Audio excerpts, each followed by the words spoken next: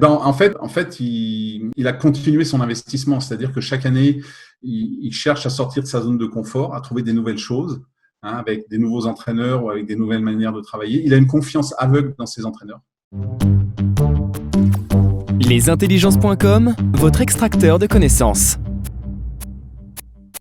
Donc, moi, j'ai évolué pendant longtemps, Jérôme, tu l'as dit, dans le milieu du sport, donc, et plus particulièrement du bobsleigh. J'étais un peu un des Rasta Rockets blancs, en fait, hein, puisque j'ai couru à l'époque des Rasta Rockets, des Jamaïcains qui ont inspiré le film de Disney.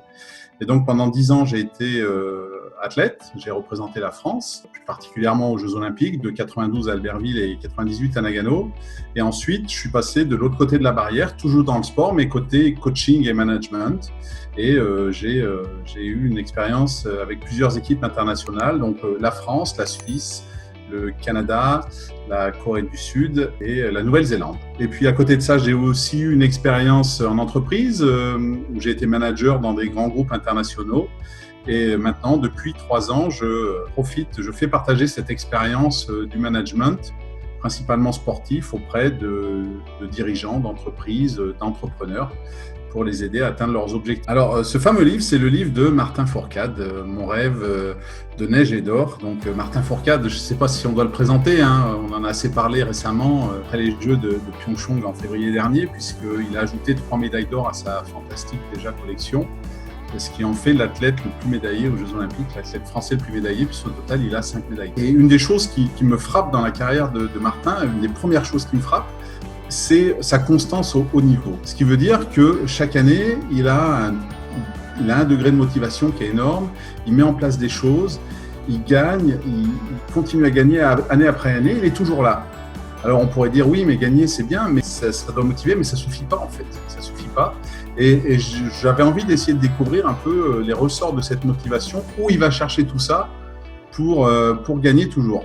Ces entraîneurs se sont dit, on a un diamant entre les mains, quoi. On ne parle pas de quelqu'un qui était bon, on parle de quelqu'un qui était exceptionnel et qui a rajouté dessus le mental et l'envie et qui fait que très très vite il monte à très haut niveau. Et c'est intéressant parce que au même moment, son frère est également un des meilleurs biathlètes mondiaux. Au début, son idole, c'est son frère. Du coup, est-ce que tu aurais une sorte de conseil 2 en 1 que toi tu partages dans tes conférences, mais qui corrobore avec ce que dit Martin Fourcade justement dans cet ouvrage-là, pour nous inspirer, nous non sportifs de haut niveau, personnes qui aimeraient quand même être soit plus sportifs, soit plus performants dans ce que l'on fait. Voilà, est-ce que tu as un petit conseil à partager avec nous par rapport à ça? Je pense que la première chose, la première étape, c'est arriver à trouver de la clarté dans ce que vous voulez vraiment. À partir du moment où on est conscient de ça, on met en place une stratégie. Et aujourd'hui, si vous êtes dans un boulot, par exemple, qui ne vous plaît pas et que vous voulez créer votre entreprise, ça ne veut pas dire que du jour au lendemain, il faut démissionner et partir de zéro. Mais par contre, c'est mettre un plan d'action et de se dire, voilà, il me faut 3 ans. Et pendant ces 3 ans, je continue à travailler dans mon boulot actuel puisque ça me permet de remplir ces premiers étages de Maslow, c'est dormir, manger, la sécurité, etc. Mais en même temps, je mets en place une stratégie qui va peut-être être, est-ce que c'est des cours du soir, est-ce que c'est des cours du week-end, est-ce que c'est de la formation par Internet, est-ce que c'est un congé sans solde au bout d'un moment de 2 mois pour apprendre quelque chose. Et petit à petit, on se rapproche de cette vision à long terme, comme Martin qui à un moment s'est dit, ok, maintenant je sais ce que je veux, c'est ça. Et puis on met en place le plan d'action qui va nous amener là-bas.